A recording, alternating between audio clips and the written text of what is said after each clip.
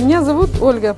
Я работаю на почте уже более 7 лет. Выбор профессии почтальон для меня самой был неожиданный. Раньше я всегда наблюдала за работой почтальона со стороны. Выходя утром рано, я видела, как соседи встречают почтальона, берут у него корреспонденцию.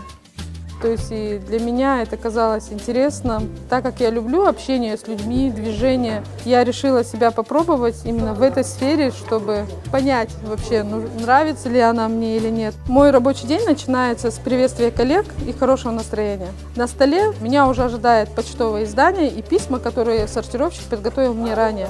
Работая почтальоном, я убедилась, что наша работа очень ответственная и трудная. Если ты по-настоящему любишь свою профессию, то все эти моменты кажутся легкими и решаемыми.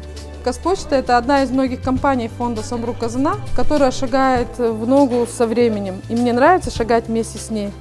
За годы работы почтальоном я стала участником многих инновационных программ, нововведений в различных конкурсах, подтверждая свой профессионализм победами в 2017-2018 годах. Мой главный девиз – это честность, скорость и вежливость. Я горжусь своим званием почтальон.